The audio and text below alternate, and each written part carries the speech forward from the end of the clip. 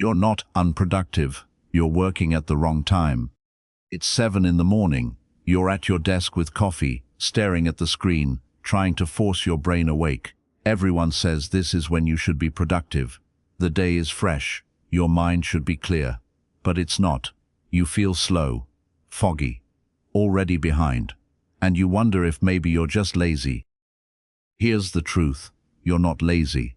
You're awake at the wrong time. We've been taught that productivity has a schedule. Wake up early. Hit the ground running. Get your most important work done before lunch. If you can't do that, something must be wrong with you. You lack discipline. You're procrastinating. You need to try harder. But here's what's actually happening. You've internalized a rhythm that doesn't belong to you. You've adopted someone else's peak hours and called them your own. And when your brain refuses to cooperate, you don't question the system. You question yourself. The real problem isn't that you're unproductive. It's that you're judging your productivity by a clock that wasn't set for you. Your energy doesn't work on a universal schedule. Your focus doesn't peak when the productivity gurus say it should.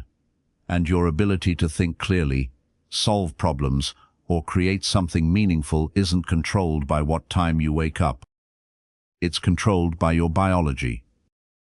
Your brain has a natural rhythm, a pattern of when it's sharp and when it's not, when it can handle complex tasks and when it can barely handle email.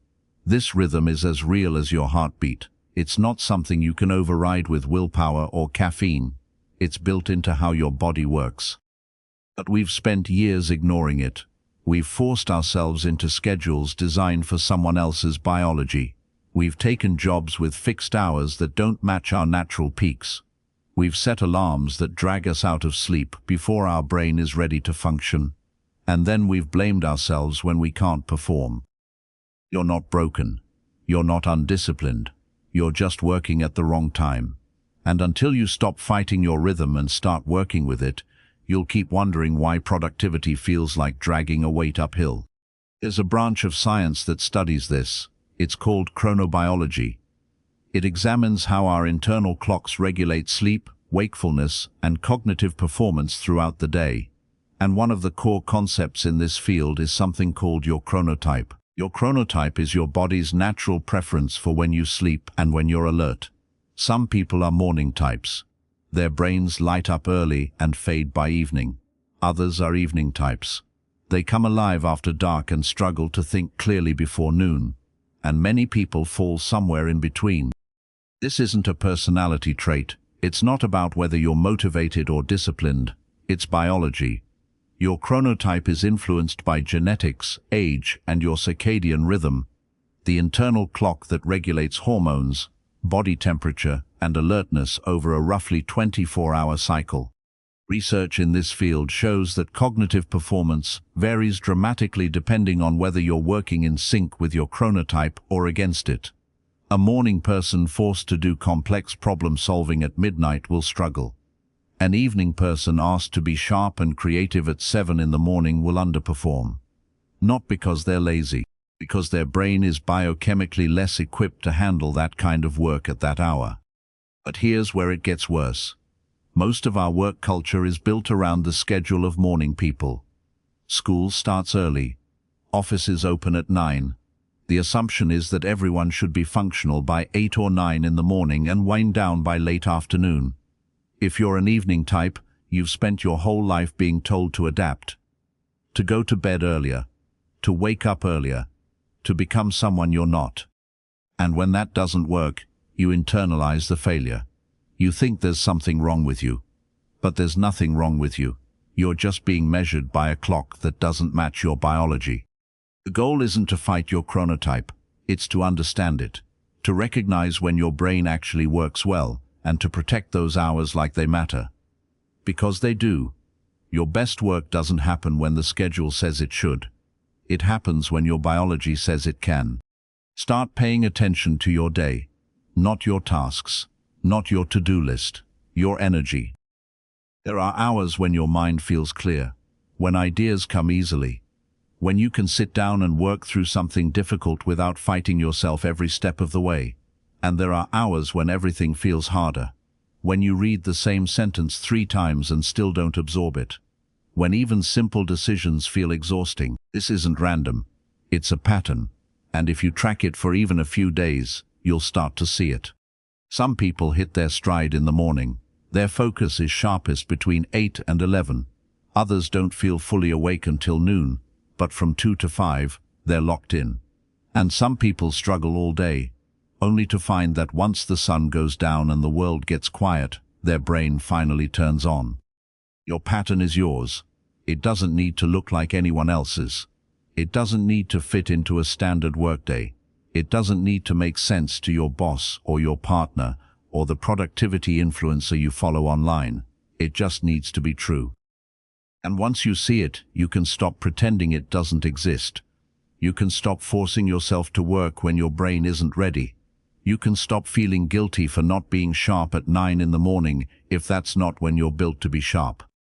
Because the first step to working smarter isn't learning a new productivity hack. It's learning when your brain is actually ready to work. You can't optimize a schedule that ignores your biology. Here's what happens when you try to force productivity at the wrong time.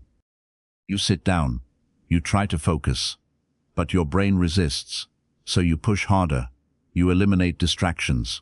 You turn off your phone. You tell yourself you just need to concentrate. And still, nothing comes. So you start to spiral. You tell yourself you're procrastinating. You're wasting time. You're undisciplined. And the guilt sets in. The frustration. The feeling that you should be able to do this, and the fact that you can't must mean something is wrong with you. But here's the reality. You're not procrastinating. Your brain just isn't in the right state for that kind of work. And no amount of willpower will change that. When you force yourself to do deep work during a low-energy window, everything takes longer. You make more mistakes. You have to reread and revise. You lose your train of thought. What should take an hour takes 3. And by the time you're done, you're exhausted. But if you had done that same task during a high-energy window, it would have been easier, faster, clearer. You wouldn't have had to fight yourself the whole way through. The cost of fighting your rhythm isn't just frustration. It's wasted time. It's lower quality work. And it's the slow erosion of your confidence. Because you keep trying to succeed under conditions where success is biochemically harder. You don't need more discipline. You need better timing. Not all work is the same, and not all hours are equal. Some tasks require deep focus. Writing, coding, problem solving, strategy. Anything that asks you to think hard, hold complex ideas in your head, and make decisions. These are high-demand tasks. They need your sharpest hours. Other tasks are administrative, email, scheduling, organizing files, returning calls. These are low-demand tasks. They don't require peak cognitive performance. You can do them when your brain is coasting. And then there are creative tasks, brainstorming, sketching, exploring ideas. These often benefit from a slightly different state, not the intense focus of deep work, but a kind of relaxed openness. Some people find this state in the morning. Others find it late at night. Some find it right after a workout or a walk. The mistake most people make is treating all work the same. They try to do deep work during low-energy hours, then wonder why it feels impossible. Or they waste their peak hours answering emails, then have nothing left when it's time to think. If you want to work smarter, stop asking what's on my list, and start asking what does this task actually need, and when am I most capable of giving it. Match high-demand work to high-energy hours. Save the low-demand tasks for when your brain is tired. And protect your creative windows because they're rarer than you think. Your time isn't the problem. It's how you're using it. Once you know when your brain works best, the next step is harder. You have to defend those hours.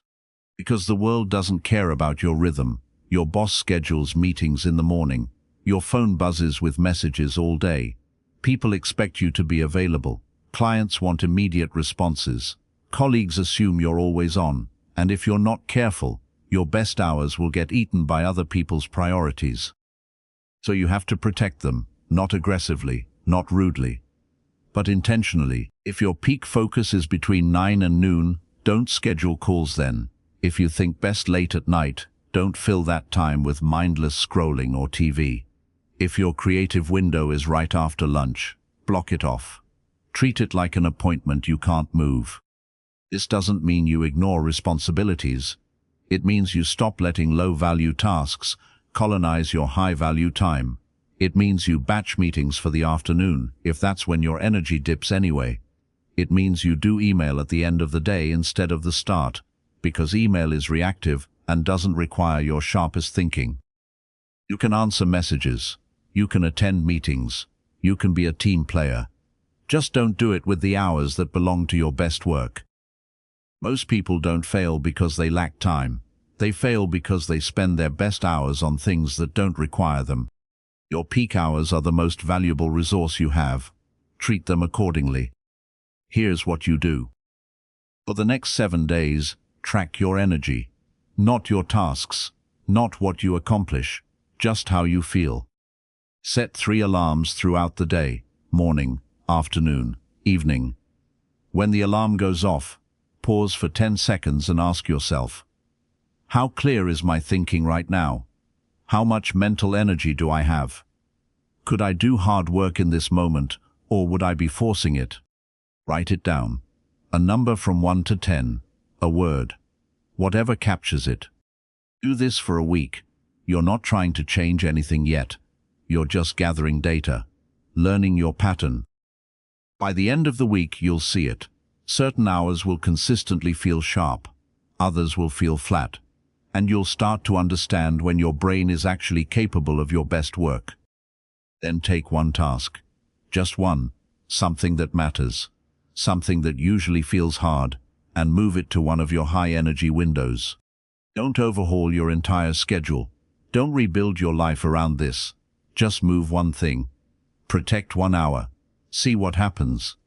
Maybe that means writing in the evening instead of the morning. Maybe it means doing your hardest thinking right after lunch. Maybe it means blocking off 2 hours on Saturday night, because that's when your brain comes alive. It doesn't matter what it looks like. It matters that it's true, because once you've done your best work at the right time, you'll feel the difference. You won't want to go back. You'll realize productivity isn't about working harder. It's about working when your brain is ready. It's 9 at night. You're at your desk. The house is quiet. The world has slowed down, and for the first time all day, your mind feels clear. You open your laptop. You start working, and the words come. The ideas flow. The problem you've been stuck on suddenly makes sense. Not because you got smarter, not because you tried harder, because you stopped fighting your rhythm and started working with it. You're not unproductive. You never were. You were just trying to be productive on someone else's schedule. Your brain has its own rhythm, its own hours, its own way of working. And when you stop judging it and start listening to it, everything changes. You don't need to fix yourself. You need to understand yourself and build your work around that. Because the best work doesn't happen when the clock says it should. It happens when you're ready.